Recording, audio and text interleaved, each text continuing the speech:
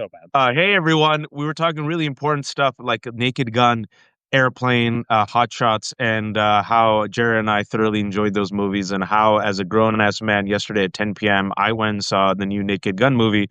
With It was like a pretty empty theater, but the only other people were there were like five middle-aged men, and I was like, I'm pretty sure they were like me in the 80s and 90s, and went and saw these great Zaz movies and spoof movies. Which, by the way, folks, there was Airplane, Naked Gun, Hot Shots, Top Secret. There were like some really good ones, and then they completely effed up these series in the aughts, and they gave it to these filmmakers who just were terrible with it.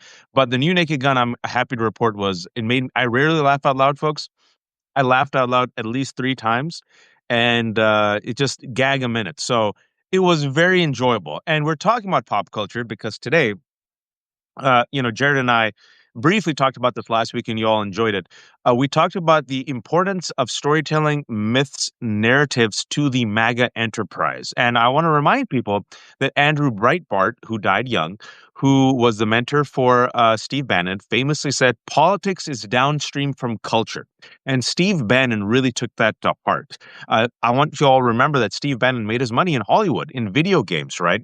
And he took inspiration from pop culture and stories and even mythical figures. Like he said, Darth Vader was a role model. Donald Trump, folks, has always been a bullshit artist. Donald Trump sold the narrative of the art of the deal. Donald Trump was a successful host of The Apprentice for like 14 years. The myth, the stories, the MAGA fantasy industrial complex. It is key to understanding MAGA, and also the way they use and abuse culture and cultural grievance. The Sydney Sweeney ad campaign, for example, Star Wars, Hulk Hogan. So I wanted to bring Jared on because he's been on this as well. Because you need to have a type of, I think, cultural literacy to understand how MAGA was able and is still able to win over some young men, young white men in particular, poach some people of color. So you have to understand how they're using culture. And with that, I yield the floor to you, Jared, because you're the one who came up with this great term, the fantasy industrial complex. Your definition of the MAGA fantasy industrial complex. Yeah, and I'm so glad that we're following up on this thread because, Waj, like this is something that I think is so underappreciated and underexamined because it's weird. It's fleshy, it's esoteric, right? It's an odd thing. And I've always noticed whenever I've actually talked about like cultural criticism, people are like, no, it's just entertainment. It's like, no entertainment is just entertainment. No culture is just entertainment. It's in this back and forth cycle between the individual, the culture, and the popular culture that's being created. And I think in America, it comes down to this. I said this with your friend and mine, Danielle Moody, on one of our live streams. I said, America doesn't make anything anymore except for weapons and fantasies. That's it.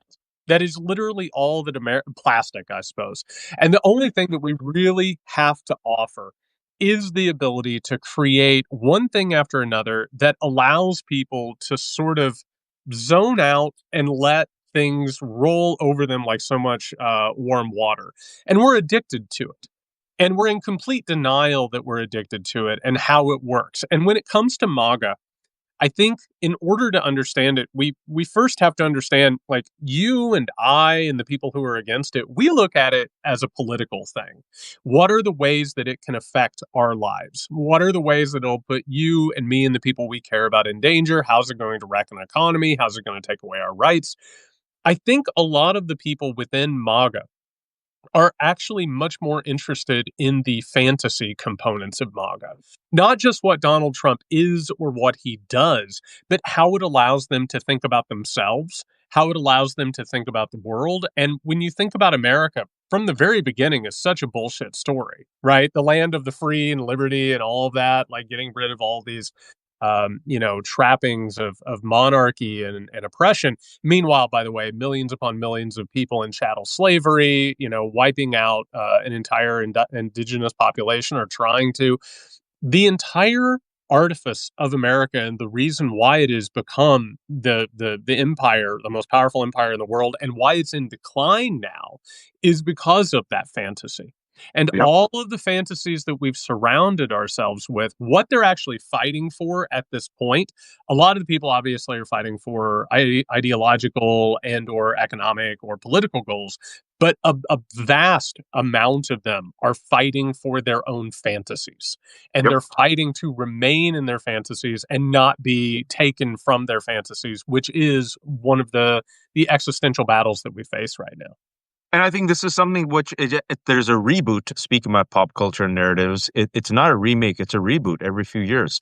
The Lost Cause is a fantasy. It is a narrative that was constructed in the aftermath of the South's loss in the Civil War. Right, the Civil War, which was because the South needed to enslave black people and their children in perpetuity. The war that was done over slavery because these traders decided that they would rather secede from the United States of America than actually, give up control of white supremacy. These traders, who then fought the United States, lost the war. I should say these racist traders now needed to create this perpetual grievance and narrative of victimhood, which has worked so well that in the United States of America, there are statues and bridges and monuments named after these racist, traitorous losers. And even Jimmy Carter and other Dems have said, well, they weren't that bad. Jefferson Davis, and Robert E. Lee, right? So people who don't understand, you have to understand culture, you have to understand myth, you have to understand storytelling to understand what is the animating reason behind the Republican Party and now MAGA. It's synonymous, which is this white grievance, this cultural grievance, this perpetual rage and anger, this complete upside down view of the world, where even when they have power, they still are the victims, right? And I always tell people, Jared, and we'll connect the dots to modern day pop culture, but I think it's important to go in the past because I always tell folks, if like anyone visited America and said, give me five movies that explain America, right? One of the five that I would always give them is Birth of a Nation. Sure. For those who don't know what Birth of a Nation is, it's this movie that came out around 1915, directed by D.W. Griffith. And Birth of a Nation was based upon an amalgamation of the works of Thomas Dixon. Thomas Dixon was a white nationalist who never called himself a white supremacist. He said, much like the Republicans of today, oh, no, no, no, I'm not a white supremacist. I am just for the protection of the white man who is aggrieved. And he wrote books like Leopard Spots and The Klansman. The movie, Birth of a Nation, talks about how the white man was victimized after Civil War and Reconstruction. And it shows, it's really brilliantly directed too, which is why folks who study movies are like, oh my God, this movie has pioneered editing and images, but it's so racist, right? It shows how black people during Reconstruction took over the South and the poor white man was now the victim. And guess what the black people wanted? The white women. And in the movie, at the end, the aggrieved white victims don the Ku Klux Klan hats and ride the horses and save the white woman from being raped. And that movie was so influential, folks, that it was screened in the White House. Woodrow Wilson loved it. It was the avatar of its day, and it single-handedly caused the resurrection of the KKK in the 20s.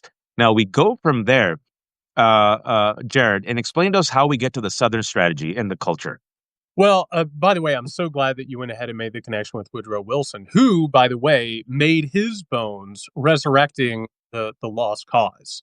Yep, That was his entire thing. And I want to go ahead and bring a couple of other dots to please. connect. Woodrow Wilson, and by the way, one of the most repugnant presidents in the history of the United States of America.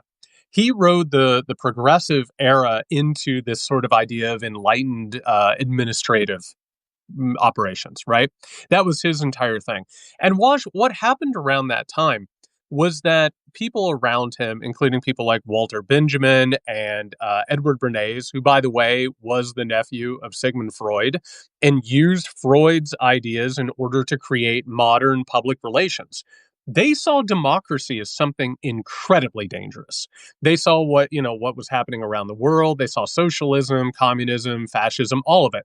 This is one of the things that eventually gave birth to neoliberalism, was the idea that if we were engaged in our politics in like a rational way, we were going to undermine what the powerful and the elite wanted to happen.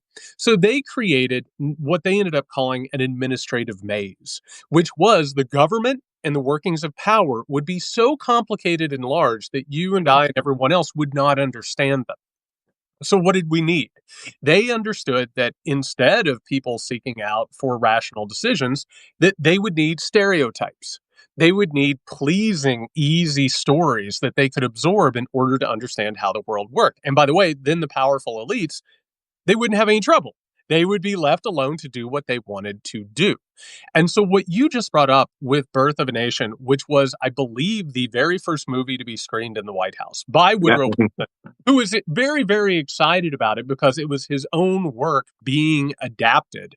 That entire thing, and by the way, Woodrow Wilson resegregated the government, pushed forward white supremacy, and created the administrative state that we're currently suffering under. As we would say in the Bay Area, hella racist president. Oh, an unbelievably racist individual. So, what ends up happening at that point is we have, with the progressive era, Waj, we have the potential to re democratize the United States of America. And tell me if this sounds familiar. You had an economic elite that had a monopolization of power and resources. People started coming together, they created their own movement, they started pushing back. There's an opportunity for something to take off, right? But instead, that's captured and it's manipulated by a bunch of popular culture and by a bunch of stereotypes that help the powerful to keep that democratization at bay. So, what ends up happening is, going back to the Southern strategy, people start realizing that you can really affect people by creating pleasing messages that speak to their prejudices, that sort of spark their fear. And by doing that, you can get them to act in an irrational manner. Racism, white supremacy, patriarchy, all of it is actually self defeating and self destructing. They're all fantasies, but they are easier stories for people to absorb because they feel it, because it's throughout the culture, it's all the way around. It's easier for them to absorb than to do the hard work of actual democratization and making rational choices. So we have been lost in fantasy since the beginning of this country, but there is a parallel charting of when America is most lost in fantasies and the rise of authoritarianism, which again, where we are now. Yeah, and before we get to Trump, I just want to, since we're doing it this way, we don't have any notes, but we're taking the DeLorean all the way throughout U.S. history. I think it's important just to connect the dots. And some people in the chat are like, "Oh, I had no idea about D.W. Griffith and Birth of a Nation and Woodrow Wilson." People forget that before Donald Trump, there was also Ronald Reagan and John Wayne. John Wayne, folks, who is seen as the quintessential American man. People forget John Wayne is an actor playing cowboys. John Wayne was basically just a surfer, an athlete who got injured, right? He was just there in LA. He got injured, and he kind of just stumbled into acting, and then he stumbled into this fictional role of this kind of like old, sturdy cowboy American man, right?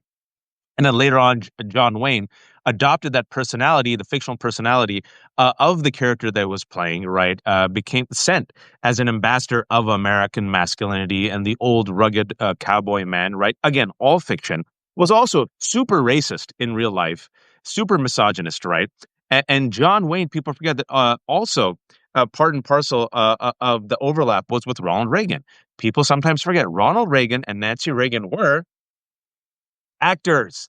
And Nancy Reagan had a reputation. Go check it out. You're going to really enjoy that. I won't say it here, but she had a unsavory reputation in Hollywood for a person who had certain skills. Ronald Reagan was an actor, also played the cowboy, and then Ronald Reagan allowed himself to be used by the right wing in particular. He saw his career was waning, and so he's like, okay, I'm really good. I got the gift of the gab. I got the looks. I can do the camera. I can do the sell. And they used him as a vehicle. He allowed himself to be used as a vehicle, and voila, he becomes the governor of what? My home state, California. Whereas the governor of the home state of California, he had to deal with the pesky university, my alma mater, UC Berkeley. And he had to deal with the Black Panthers. And he said, no, no, no, not in my California, not in America. So Ronald Reagan and the NRA, of course, decided to do gun control. The one time that Black people, the Black Panthers, decided, all right, we're going to exercise our Second Amendment rights to publicly brandish guns. And talk to us about the myth of Reagan, because people forget, you and I are old enough, before MAGA, if you talk to Republicans, they would sit there and talk about Reagan. and they would cry, "Oh, Reagan, the Gipper. Oh, if we could only be like Reagan again." And Reagan was a piece of shit president. I mean, he was terrible. I will take every opportunity I can get to shit on Reagan's legacy because without Reaganism, we would not be here today. But even Reagan, folks, even Reagan was not as bad as Donald Trump and MAGA. Even Reagan had a more global, worldly vision. Even Reagan was pro-immigrant. Reagan was the one who talked about amnesty. But the myth of Reagan, tied to that Hollywood creation of that man, of John Wayne and Gary Cooper, Ronald Reagan, that type of 50s, 60s fictional man, literally led to the creation of Ronald Reagan, the president. And talk to us about that myth creation before we get to Trump, Jared. Well, you know what's so strange about that?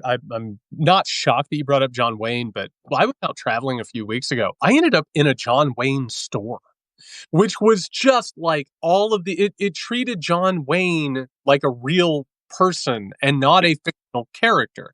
And what happens in the United States, to go ahead and draw the parallel between him and Ronald Reagan and this fantasy that we're lost in, what happens in America is that context gets stripped away.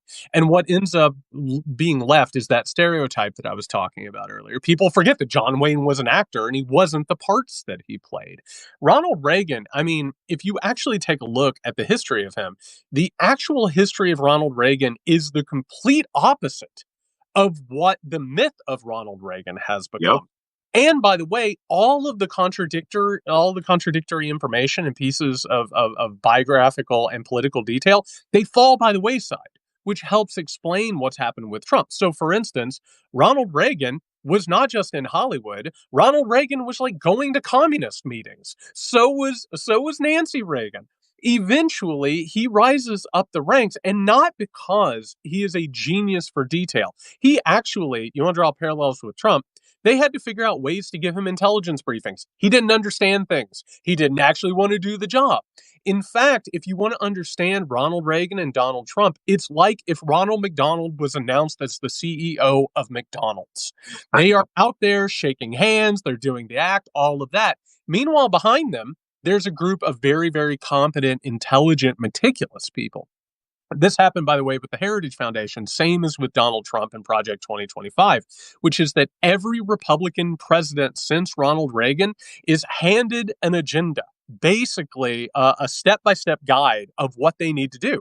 Reagan's just like, that's great. I get to go out and make speeches and people will clap and Hail to the Chief will play. Meanwhile, he's supposed to be this like great Christian moral man. Him and his wife ran their White House based on their astrologer.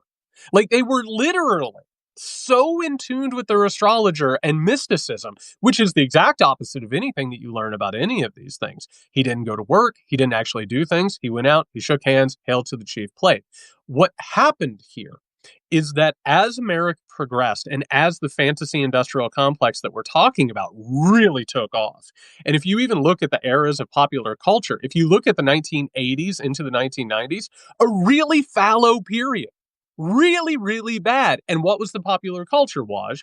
It was aggrandizing rich people. It was saying that greed was good. By the way, vigilantes were necessary, particularly white vigilantes, because people of color were out there. Things were out of control. And the government, let me give you one cliche. How many cops like Dirty Harry would go into an office and the chief of police would be like, you're too mean to these criminals. And the city hall is telling us you need to take it easy. The fantasy goes along with these political movements and Yep. it creates sort of a greased skids for people to be okay with it. And so what we saw in that period, and then we had a period, of actually very, very strong culture that had like anti sort of authoritarian sort of ideas. You finally get back to where we are now, which is child land. We are living in a country now where millions upon millions of Americans are living childlike fantasies throughout their lives. They don't know who they are. They don't know what reality is, but they are fed one constant stream of pleasing fantasy after another.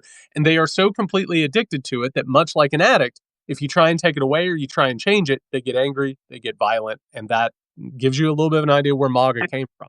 And I'm glad you said it because I want to connect the 80s pop culture that was a reflection of the political sentiment. It always is. Culture informs politics and also reflects politics. Without the 80s, without Reaganism, right? we wouldn't have Donald Trump. And let me make my case. So you have the rise of Ronald Reagan, who, again, folks, was a Hollywood actor, right? A Hollywood actor who read the script that was given to him, right? Who lays the seeds of, if you will, the new oligarchy, right? The crushing of labor, right? The deregulation, right? The introduction of white Christian nationalism, if you will, his George W. Bush supercharged about white Christian nationalism, right? And it kind of seeps through, right? And then you keep the dog whistles at bay, as Lee Atwater said in 1980, that famous quote: "You can no longer say the N word, so you have to figure out some other ways to say it," right? The dog whistles, the welfare queens, and also Ronald Reagan, the second term, as we know, most likely suffering from dementia, right? Not there at all. The Gipper, make America great again after the 70s, right? Strength, right? Scandal after scandal, Iran-Contra affair. I have no recollection of that. Of course you don't. Probably you don't, because you're probably like, having dementia, you're very old. But as Ronald Reagan and Reaganism and this type of greed and cruelty and deregulation, crushing of labor was happening, what did you have? Pop culture. And who are some of the heroes that emerged, folks, in pop culture? It's never a mistake. You have Rambo. Steroid jacked up Rambo, Sylvester Stallone literally taking on like all of Vietnam in Rambo 2. You have Rocky 4. I love these movies growing up, by the way. Rocky 4, just cartoonish. Go watch Rocky 1, Rocky 2. Maybe Rocky 3 was a little cartoonish with him against Mr. T, right? But Rocky was like this guy who was palooka, right? Underachiever. He just wanted a shot. By Rocky 4, he has a robot in his home. He has like a mansion. There's friggin' James Brown singing "Living in America." There's Dolph Lundgren, who's like this super ubermensch. And who defeats this ubermensch Dolph Lundgren, which is so laughable? 5'7" Sylvester Stallone in real life. I'm a kind of pop culture nerd. Dolph Lundgren, by the way, folks, was like a trained physical specimen, also very brilliant. He got like he got into MIT. Uh, Sylvester Stallone says, "Hit me as hard as you can" during the rehearsals. Dolph Lundgren hits him as hard as he can. Sylvester It's Stallone, leaves his body. yeah, Sylvester Stallone has to go to the ER, like literally, like he almost died, right? So that Sylvester Stallone somehow beats Ivan Drago in Russia at the end of Rocky 4, and then Mikhail Gorbachev. This was the 80s, folks. I can't make this shit up. Mikhail Gorbachev gets up and applauds Sylvester Stallone, and the Russians are saying, "Rocky, Rocky." He won the Cold War. Rocky literally won the Cold War in that movie. Let's call it what it is. He ended the Cold War and won the Cold War. Well, and also Rambo single-handedly in Rambo 3, which came out in 1988. Not the Afghans, but it was Rambo who single-handedly defeated the Russians. Can't make this shit up, folks. Gordon Gekko, Greed is Good, Wall Street, right? So you see the pop culture. And like Jared said, if you're a movie aficionado like I am, the 80s, we have a romantic type of view of the 80s. I grew up in the 80s and 90s.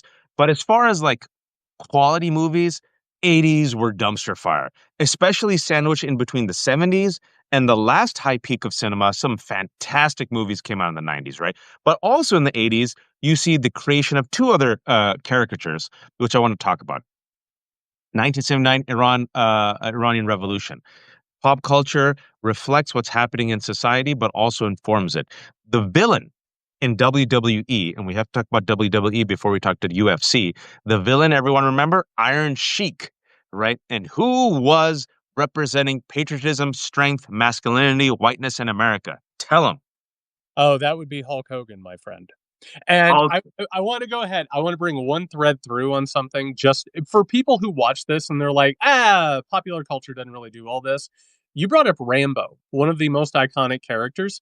Wash, the entire point of Rambo was that Vietnam was lost because we betrayed our soldiers. And when they came home, they were spit on.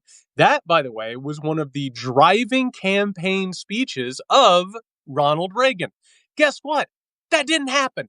That's not why we lost Vietnam. We didn't actually spit on soldiers, but that fantasy, that stereotype, that helped Ronald Reagan become president of the United States of America. Then we move forward, and you want to get weird? Let's get weird. Well, First Blood. First Blood. You're literally talking about the plot of First Blood that came out in Yes. 81. That is the plot, and it's not a coincidence that that is being like put in production as Ronald Reagan is coming out.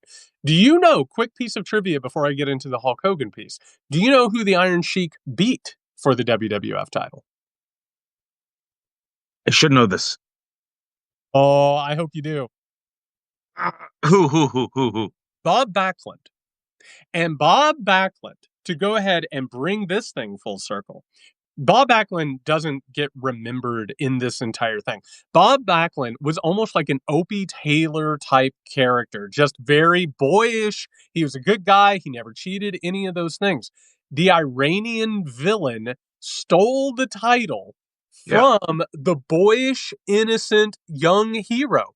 And guess what? In the 1980s, Waj, we saw that in the 1970s, we could be good. We could be the boyish hero. We could almost be innocent. But guess what we needed to do? We needed a monster who would come out, rip off his shirt with gigantic 2-foot around muscles in order to set it right. That reflects the political ideology that took place with the Republican Revolution in the 1980s and moving forward. These things reflect each other. They're in conversation with each other back and forth. And by the way, Waj, I know you've watched probably as many Hulk Hogan matches as I did. You've Hulk seen more, Hogan, but Hulk Hogan cheated constantly. yep. He was a good guy. He used chairs. He backraked. He choked. He used foreign objects. And people cheered for it because we needed that monster. We needed that pseudo sort of, anti-villain to come and do those things. That changed the entire trajectory of this. And what you brought up with the 1980s and how popular culture was awful, like it was vigilante authoritarian messages. A good guy with a gun is the only thing that can put things right. There's no time for trials. There's no time Guess for what? wait. Somebody needs to go out and set things right. That went ahead and planted the seeds for the present authoritarian fantasies and realities that we're dealing with now, because the people who watch those movies, who got those stereotypes, they are now the ones who are older, and those stereotypes never went away. So they're looking for it in reality because they can't tell the difference between fantasy and reality. And also, I think with tying it directly to pop culture, you saw the rise of Dirty Harry movies, the sequels in the 80s.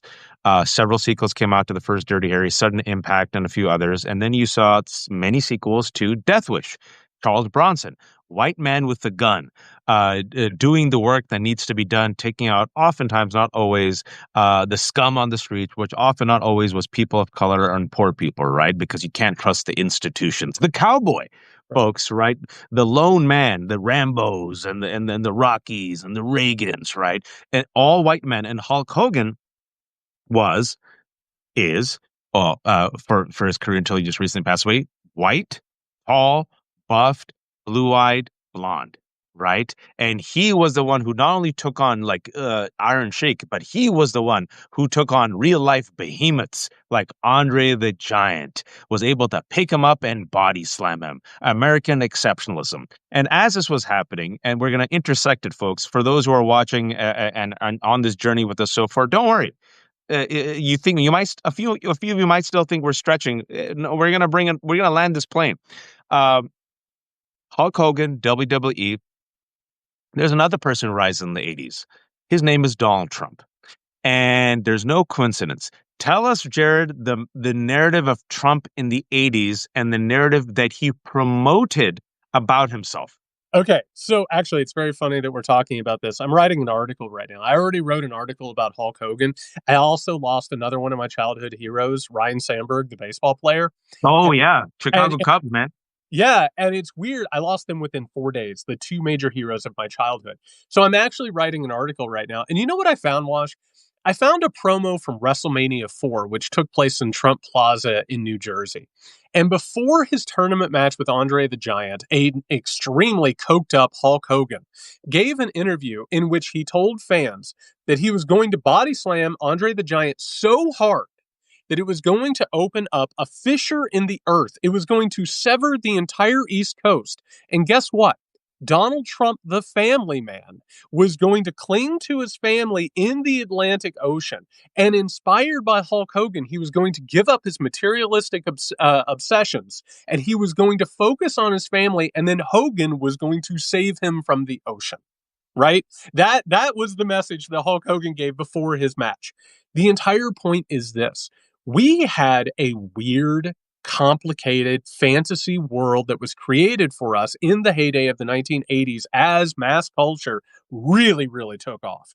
And within that, Donald Trump, who is the ultimate opportunist, recognized that his true power and influence did not lay in actually having more money than anybody else.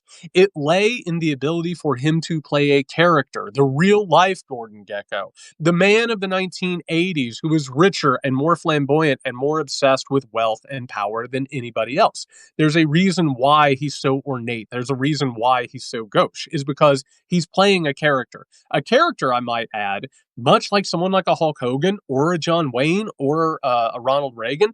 He played that character for so long, he forgot he was playing a character. That's He right. became that thing.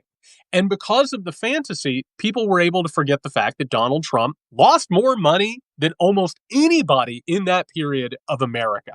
One of the biggest business failures that we have ever seen. And I'm not even being hyperbolic about that.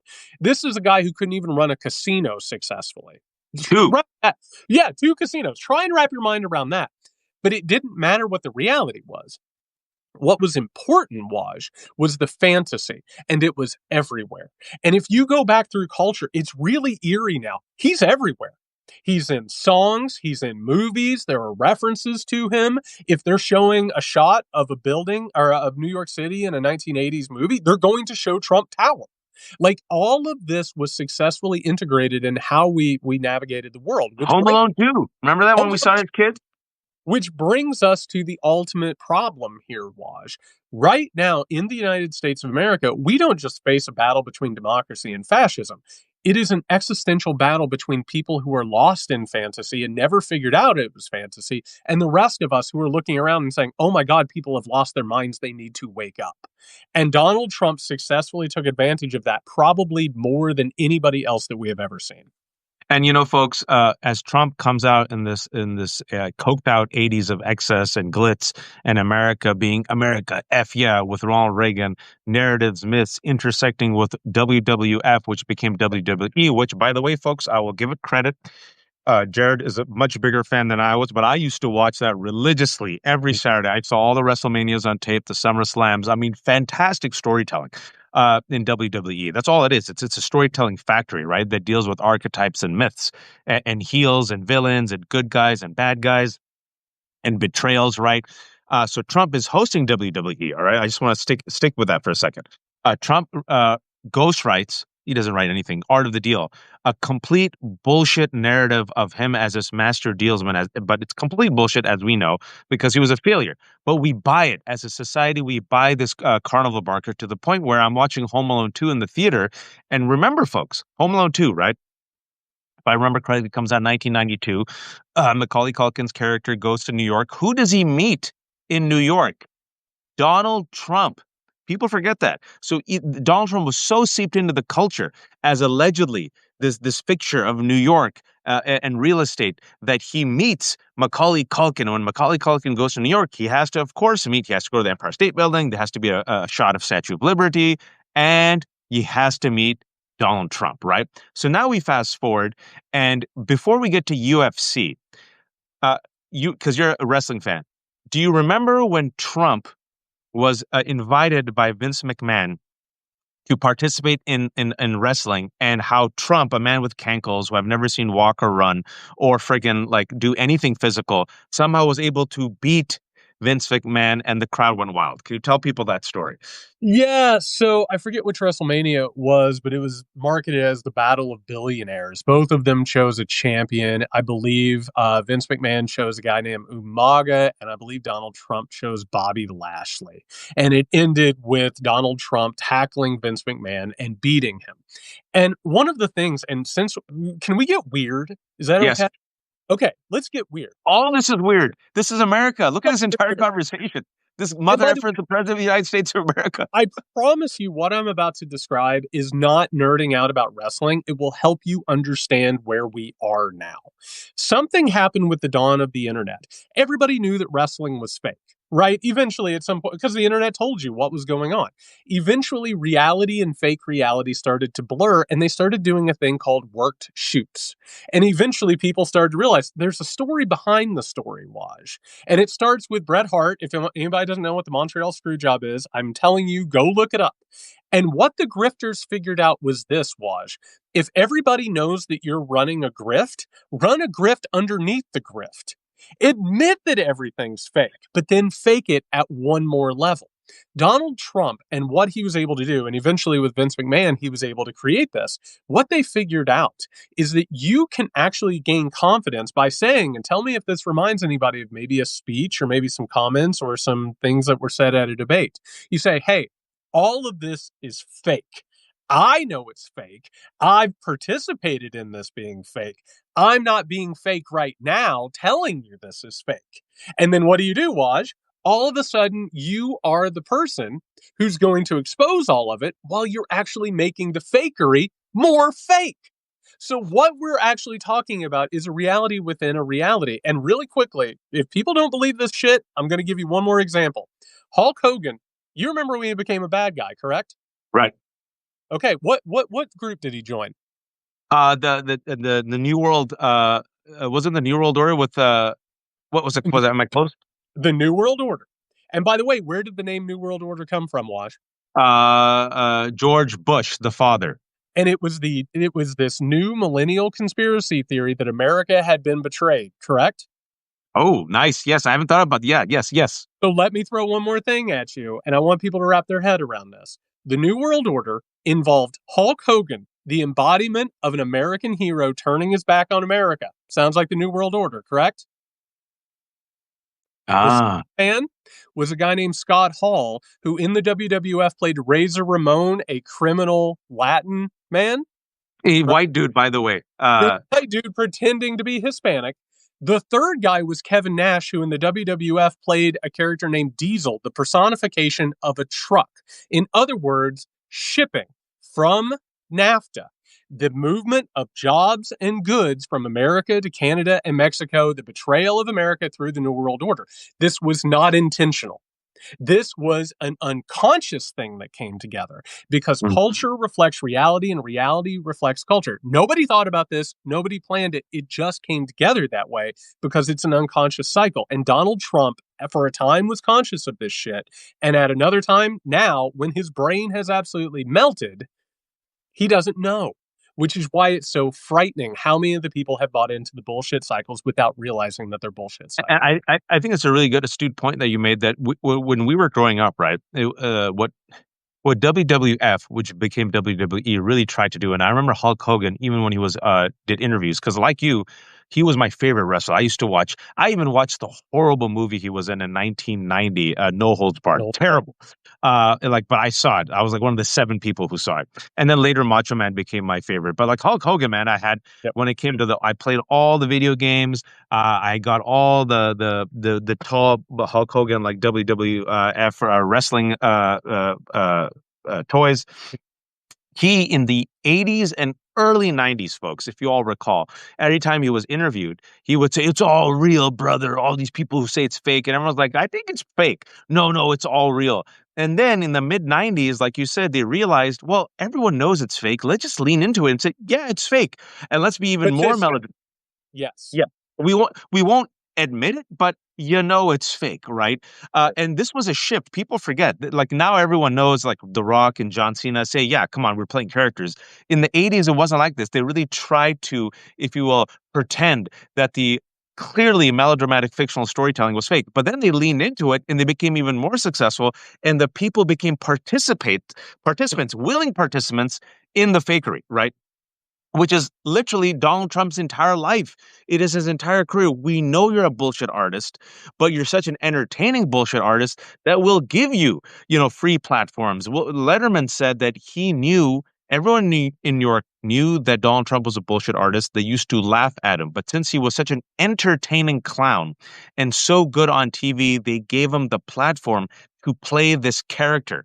That later leads to him playing the character for not a fictional show, but a reality show called The Apprentice. Jared, your take, because I've said, and I'm not the only one, Donald Trump gets rehabilitated thanks to pop culture.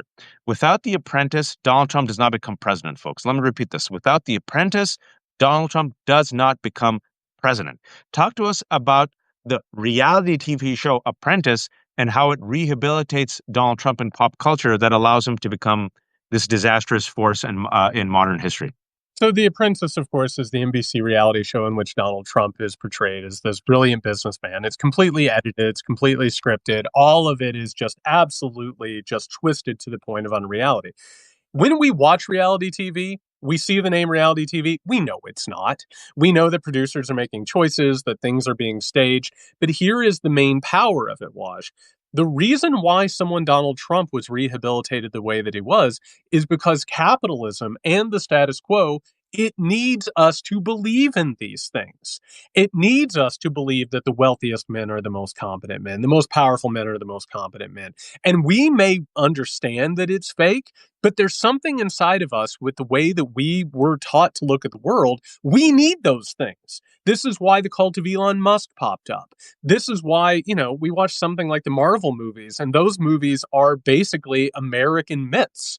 It's all of these things. We know that they're not real, but there's something unconscious in us that needs those fantasies to exist, because if they didn't, if Donald Trump was that wealthy and that powerful, but he's actually competent, we would have to change things, wouldn't we?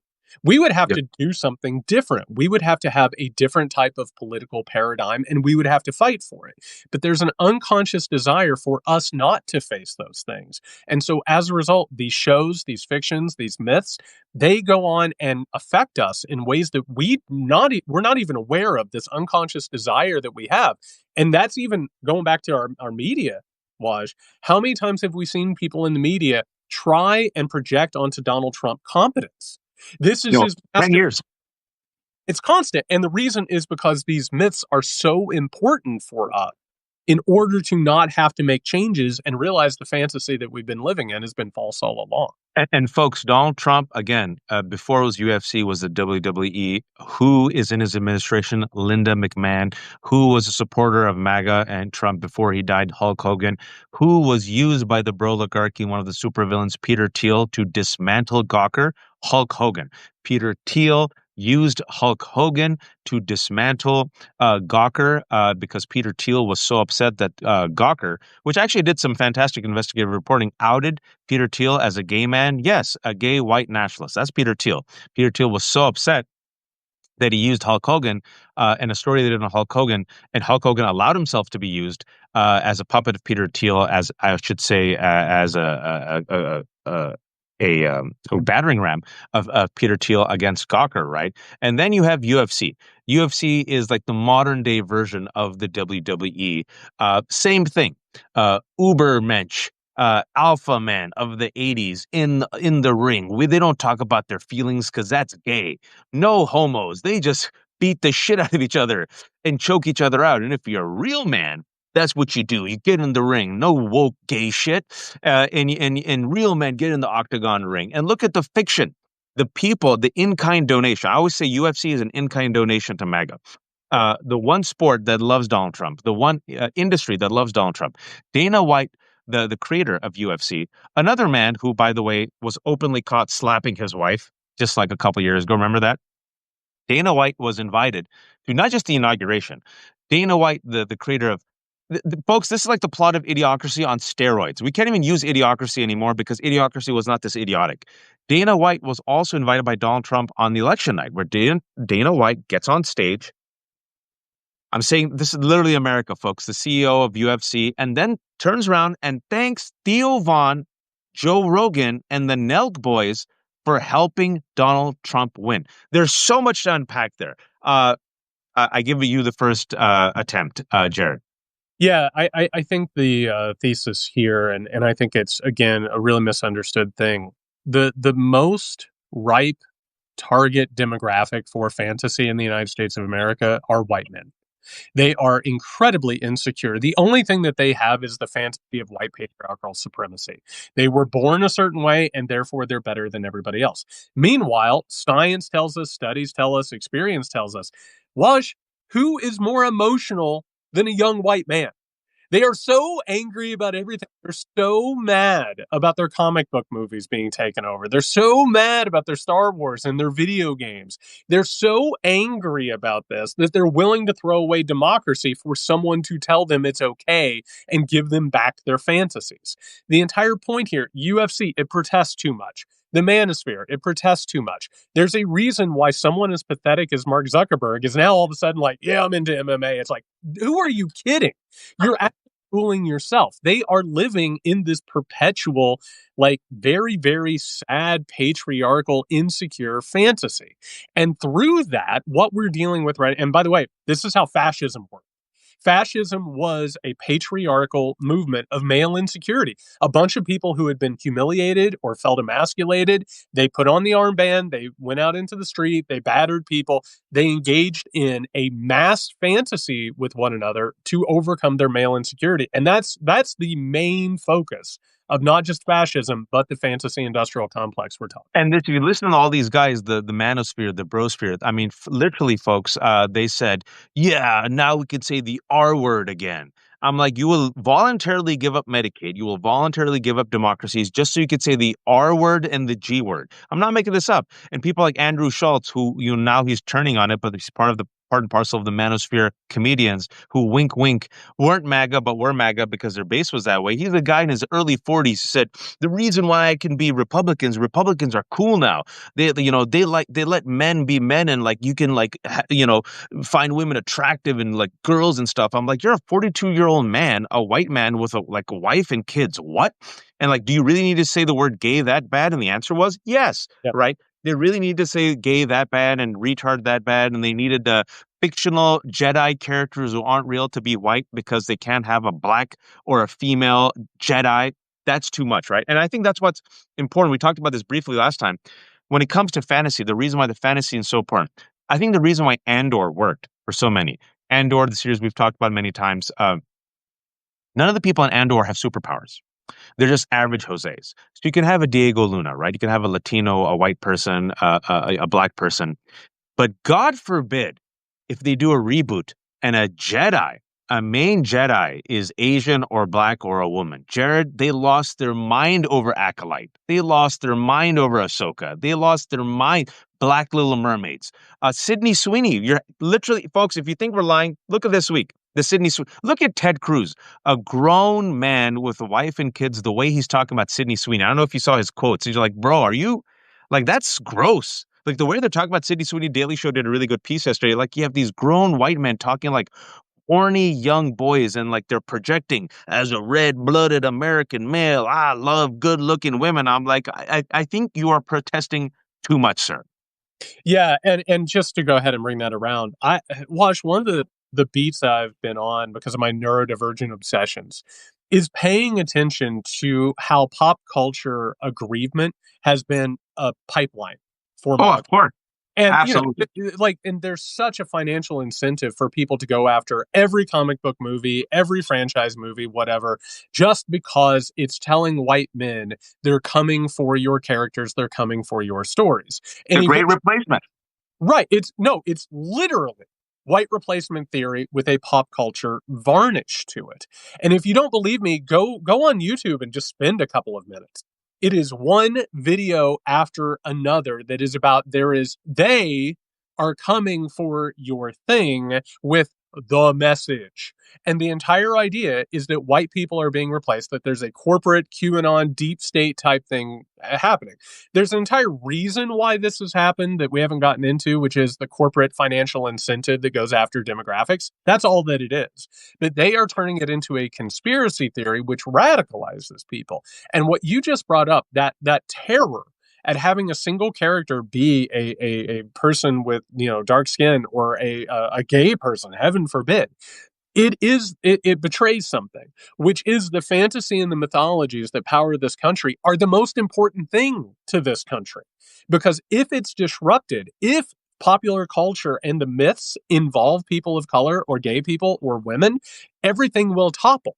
They understand that representation is actually the antidote to this thing. That's why we have the myth of America and why they will not let actual history intersect with it. Because otherwise, this entire thing is very, very brittle and it will fall down. And if you think we're making this up, folks, I gave you the last 2 weeks. 2 weeks ago, the number one movie in America was Superman. What was the right wing talking about for a week? Superman is too woke. They've made Superman woke. Why? Because James Gunn, the writer and director of the new Superman, said Superman is, wait for it, an immigrant. And, his superhero power is kindness. This was what Superman was always about. Two sons of Jewish immigrants created Superman, and Superman literally is this refugee from the destroyed planet of Krypton. They based his origin story on Moses, and then he lands in, instead of a bucket, he's in a space rocket. And thanks to the kindness of two farmers who raise him with love, he then becomes this beacon of hope of kindness and decency. He can rule over people. He's that powerful, but he chooses not to. And ever since the beginning of Superman's career from 1938 to now, he's taken on fascists, Nazis, the KKK, oligarchs, billionaires. His number one villain that he's taken on throughout the years is Lex Luthor, who is, wait for it, a broligarch, right? Which is why, in part, they freaked the F out, because James Gunn simply just literally told the story that was Superman's story, but whiteness in America, because Superman is the white American hero, they have throughout time tried to, if you will, reappropriate Superman as their American hero, right? And how dare our American hero, the icon of America, literally Superman, the most well-known superhero in existence, he can't be woke, he can't be immigrant. What do you mean? No, this fictional alien refugee character is not what literally he is. He is a native white man.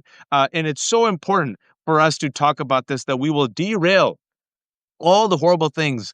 We will derail from the conversation, not derail, it's very deliberate, distraction, and to focus on this issue, because the cultural, if you will, grievance is what fuels MAGA. It's part and parcel of their identity, of their ideology, of their political agenda. Furthermore, you saw Fantastic Four, the number one movie of this week. Why are they pissed off at Fantastic Four? Because Reed Richards, the character, all the Fantastic Four, like all these characters, are all white, but Reed Richards is played by Pedro Pascal. Pedro Pascal is Colombian American. And furthermore, Pedro Pascal, the actor, is woke. And you know what they were really pissed off about, Jared, and why there's been a smear campaign this week against Pedro Pascal? That a lot of people are trying to figure out where the smear campaign came from. I've been following it because, like you, I don't take pop culture lightly, and I follow MAGA, and I understand how they Trojan horse, their talking points. Pedro Pascal has a sister, a trans sister, and he's been very vocal in loving and supporting his trans sister. And he is not white. And Fantastic Four is the number one movie. This is why this week, Jared, out of nowhere, a smear campaign came out against Pedro Pascal. Jared. Yes, and it was already anticipated with a smear campaign because Reed Richards' wife, Sue Storm, is a strong female character. Oh, yeah, And that too. part of the message, right? Which is the idea that women can be strong and they have to be subservient. And the entire point of Oh, this, Jessica said he's from Chile. Sorry, Pascal. I said Colombia, Chile. Thank you. Continue. and here's what brings this around, I think, to one of the main takeaways that needs to come from this conversation. You started it by talking about Andrew Sullivan, Andrew Breitbart saying, politics is downstream from culture. What we're actually talking about is not just watching things, it's not just experiencing things. What we're actually dealing with right now, as we have this age of emerging AI, which you'll notice is all about user creation and being able to create their own movies, their own entertainment, put their own spins on it. What we're actually talking about right now is not just a battle over politics. We're talking about the battle over culture, which determines the battle over politics, which determines the way that we think about the world and what is possible. So if there are strong women, if there are gay and trans characters, if somebody is a person of color who is aggrandized or part of this mythology, that changes the way we think about how the world can work. So what we're dealing with right now is a convergence of not just like corporate control monopolies, which is a large part of it, but what we're actually talking about is entering a new era in which capitalism and authoritarianism is converging to create a bunch of boutique realities so that we don't have to interact with one another, so that we don't have to actually share society. Some people can control it and some people will be stomped by it. And that has always been the case. This is why they burn books and ban books. This is why they go after directors, artists, you name it. What this actually is, it isn't about entertainment. It isn't about pop culture. It's about the control of reality as we know it.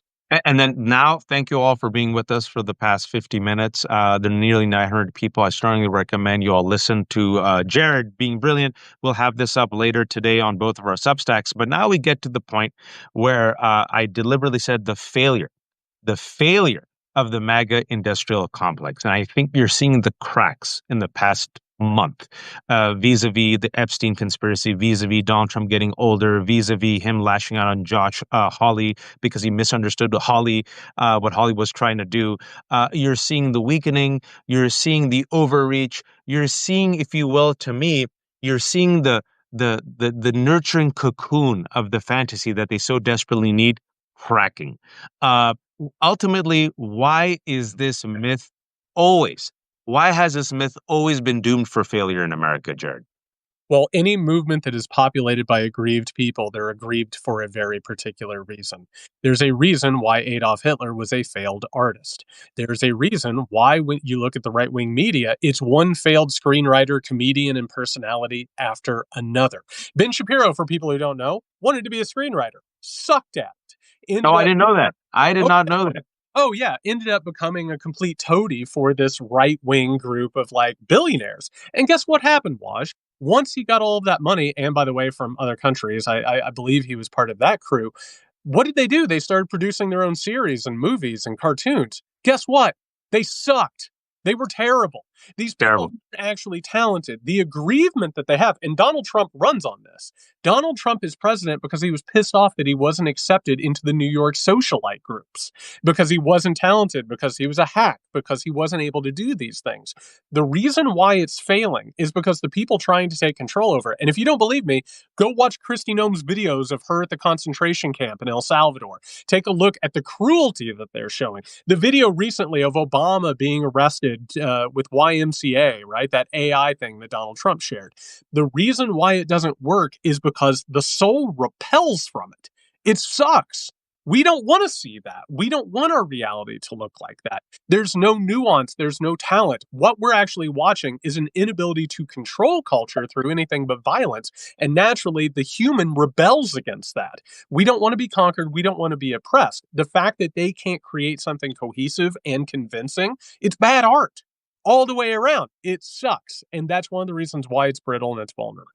And Adolf Hitler was a failed artist. Shapiro, I just learned, was a failed screenwriter. Michael Knowles, his partner in crime, was a failed, wait for it, folks, actor.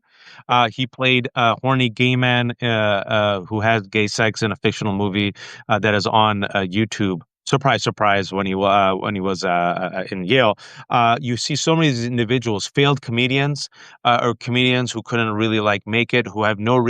If you look at all these magasphere comedians, tell me any bit they've done that is memorable. Any bit that they've done that is like the old school George Carlin or Chris Rock. It's all mediocre comedians who failed up and kind of tapped into this grievance and culture war, right? And all these folks on the DL love, love, love liberal culture, right? Dave Chappelle said that Sean Hannity kept trying to buy him drinks and said that he was his biggest fan.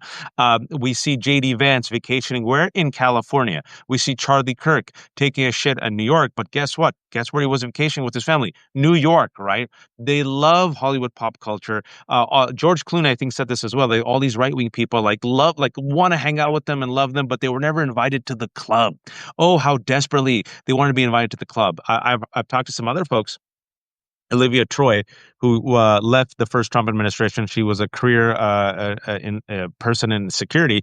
I said, hey, Olivia, I always thought that Stephen Miller, one of his pathways towards radicalization was he probably wanted to be one of the cool kids, and his family moved to this new neighborhood where it was a lot of Latinos. He probably had a crush on a Latino girl, and a Latino girl said no. And she said, word on the street is that's probably one of the things that did it.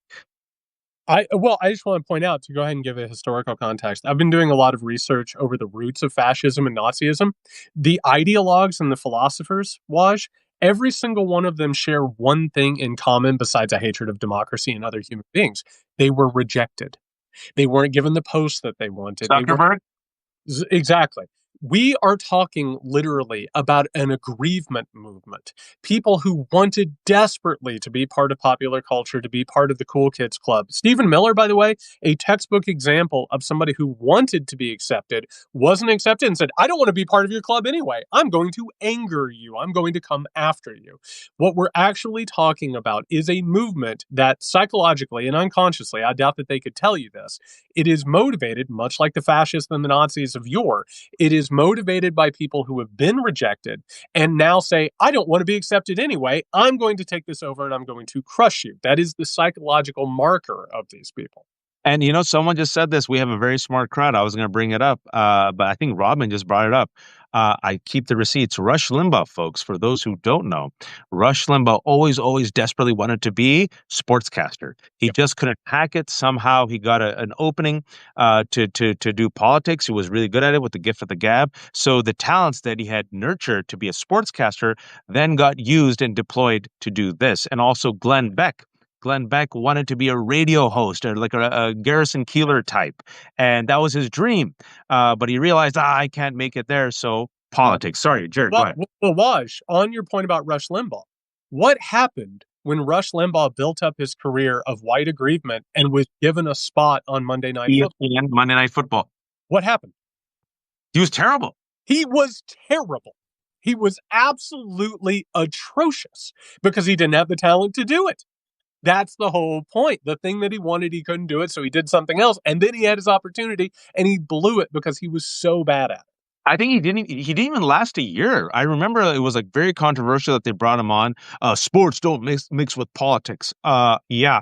I talked to Jamel Hill just a couple of days ago, for those who remember Jamel Hill, black woman who brought in her politics. It just so happened that she was black and a woman and liberal. She got iced. But Rush Limbaugh was brought on. Jared and I keep the receipts because we're masochists and spend way too much time watching pop culture.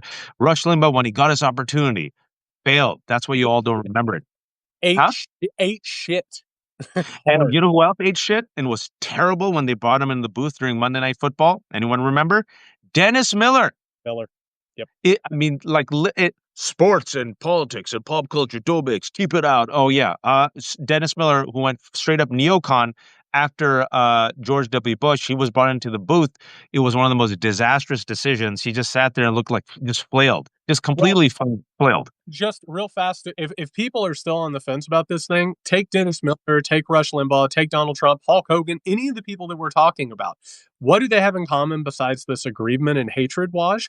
They can't stop talking about themselves. They can't stop acting too much. They can't stop bragging or trying to prove themselves. What's at the heart of this? Insecurity.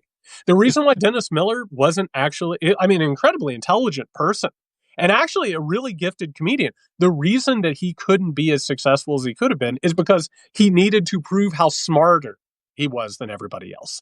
It's the entire point that at the heart of, if you listen to them, and Donald Trump is a Rosetta Stone, if you listen to them, they're pathetic. They're so insecure and pathetic that they can't get out of their own way. Donald Trump has the most powerful job in the world. He is one of very, very few people who has ever had this job. That should be enough, but it doesn't fill that hole. There's a gaping, endless hole inside of these people, and they take it out on us. That's Mary Trump has written a book on her uncle. It's never enough. It's never enough. If you don't believe me, look at Donald Trump. The man is the most powerful man on the earth, as Jared said. Now he has hundreds of millions of dollars thanks to crypto. He commands a cult, and yet every single day it's mischievous. Every single day is grievance. Every single day is rage. He can't let go. Rosie O'Donnell, Clinton, Obama, Beyonce. He cannot let go. It's never enough. Woman after woman after woman, it's never enough. It's trying to fill a hole that is permanent. These people can never be satiated. Stephen Millers and the Shapiros and all these people, because what they lack ultimately is self-worth and confidence, and they need that perpetual validation, right? And they'll never get the validation from the people they probably need it from. Going back probably full circle, their probably parents. from their parents. Yes. And by the way, Waj, Does Donald Trump like his supporters? No. And guess why? Because all of these people, they don't trust anyone who likes them because they don't like themselves. Anybody that adores them obviously is stupid and doesn't understand. This is why and this is another reason I just want to bring this full circle. Why I'm hopeful. These people are brittle. They can't form alliances. They screw each other over and stab each other in the back one time after another. They're malignant narcissists who secretly hate themselves. That's the secret of the narcissism, is that they do not think that they are worthy. As a result, they can't work with others. They have to crush others. And that goes not just into art and popular culture, but that goes into politics and their day-to-day life. And let me nerd it out real quick and bring it back full circle, since Fantastic Four is currently the #1 movie. The reason why Doctor Doom always fails, even though he's just as brilliant as Reed Richards, is because ultimately Doctor Doom is self-destructive. Ultimately, Doctor Doom has a hole in his heart, and Reed Richards is empathetic. He has a wife, he has kids, he has a family, he's selfless, which is why Reed Richards and Doctor Doom, even though both men are brilliant, and even though it seems like Dr. Doom's got the edge on Reed Richards, he always self-destructs. And fascists always ultimately self-destruct. Fascists come for everyone, especially themselves. If you don't believe me, I give you Mike Pence running for his life on January 6th. I give you now Donald Trump throwing his own base under the bus over the Epstein hoax. And before I let you go, Jared, I don't know if you saw some breaking news. I mean, this is huge. Ghislaine Maxwell's attorney has confirmed to NBC News that Maxwell has just been moved to a comfy federal prison in Texas, a minimum security federal prison camp. Also, there was apparently a third person in the video that is missing the minute, or according to The Wired, missing 2 minutes and 50 seconds. Your take. And also, FBI redacted Trump's name in the Epstein files. That was on Bloomberg, breaking from 3 hours ago. Yeah, and I think it just speaks to the larger thing that we've been talking about here, which is the reason why the Epstein thing won't go away is because it's real. And because it's probably even worse than we know that it is. I think we're starting to get a sense of just how bad it actually is. And I don't think it's going to go away because, Waj, I don't think that they can construct an alternate story. Even if she goes up and testifies, we all know it's bullshit. We all know that she's being paid off for this thing. We all know that they're in cahoots. So as a result, it doesn't pass the smell test. It's not going to get rid of this thing so easily. And that's the thing. We know what's real here. We feel it. And when we see the artifice, we reject it because it's not even a lie within a lie. It's just a straight, bold-faced lie. And also, to bring it back full circle and allow me to use my English major to give it a poetic bow, it seems like the fascists will be undone by their own story. This is the story that Exactly. they promoted, the QAnon conspiracy, and each conspiracy that takes a little dab of truth and then creates a giant yarn around it. They took this conspiracy, which, the reality of Epstein, in order to defeat their enemies, they said that the rest of us and anyone who's against Trump is part of an international cabal of sex traffickers, and not just sex traffickers, molesters and murderers of children, and also the fact that we worship the devil. I'm not making this up, folks. This has been the QAnon conspiracy that Donald Trump himself and his administration and MAGA have promoted for 10 years, that has in part radicalized people like Ashley Babbitt, who was there on January 6th, and others to commit violence. And what that's narrative and that fiction, that story said, is that only one man, only one person has the cojones, has the strength, has the vision, who is outsider enough to come in and expose and cleanse the deep state. And that man is Donald Trump. And Donald Trump got elected, and all the people who promoted that bullshit fiction and narrative, like Kash Patel and Dan Bongino, now became the deep state. And that story that radicalized their base. Well, and I just want to say, just to put a final bow in this thing, there's a reason why the original Star Wars trilogy is so much better than the sequel trilogy. The first trilogy was You made mean by 4, 5, 6? New yes, Hope, 4, 5, Empire. 6. Okay. It was made by an auteur who had a singular vision. It went completely by itself in an arc that he had control over. The sequel trilogy is controlled by a corporation that had no idea what they were doing or how to That put was that the biggest story mistake. together. The QAnon, deep state, Epstein thing, it's the exact same thing. These people have not had control over this. They've done it ramshackle. They don't understand how to put together actual art. If they were talented, we would be in real trouble.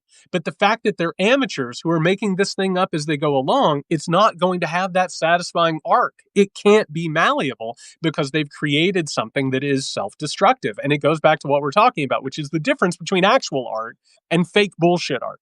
And this thing isn't going to work for them because they don't have control over it because they're not actually talented. So basically, what Jared is saying is that the Epstein story has the arc of Rise of the Skywalker. We're in the Rise of the Skywalker moment right now, I couldn't where myself, my friend. because literally they're trying to placate too many different people and trying to placate too many different people. They can't please anyone. The Emperor returned. Yeah, Emperor. They're like, we got to give him something to make him happy. Obama, Emperor Oh, Palpatine. Palpatine. Oh, okay, here we go. Let's go. You want cameos? Lando. Here's Lando. Rosie O'Donnell. Are you happy? You're not happy? Oh God. Oh God. That's literally what it is.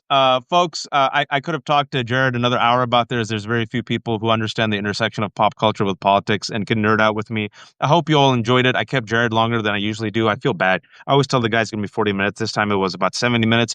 But there's about 1,100 people watching. I strongly recommend you listen from the beginning because what we tried to do was talk about the failure of the MAGA industrial complex. And what we did instead was we gave you something more. We took the DeLorean back to the 20th century, actually, no, the 19th century, and connected it. It's the same story, the grievance story, the white grievance complex, white supremacy, this fantasy that has been constructed of a past that never existed, but makes people feel, not be, this is key, it makes people feel great again temporarily. And then we talked about, how this narrative really took root in the 80s, it got supercharged, and then literally leads us to this moment right now. We're going to have it up on both of our Substacks. Jared, before I let you go, shamelessly promote your Substack, your books, and where people can find you. Dispatches from a Collapsing State. The book is The Midnight Kingdom, A History of Power and Paranoia and the Coming Crisis. Man, I almost forgot that thing. But yeah, it's the story of these narratives. And people need to understand it. It's not just something to look away from. And I really, really appreciate talking about this. I was so excited to do it, man. And then he also has a great piece on Hulk Hogan, the myth of Hulk Hogan, and how Jared was part and parcel of the myth factory, worshipped this man, and then what Hulk Hogan became, and when that myth is shattered, what it does to a person who grows up and sees their heroes as they really are. That came out last week. This has been The Left Hook. There are no paywalls, folks. Become subscribers if you can. Free subscribers. If you have a few dollars, become a paid subscriber.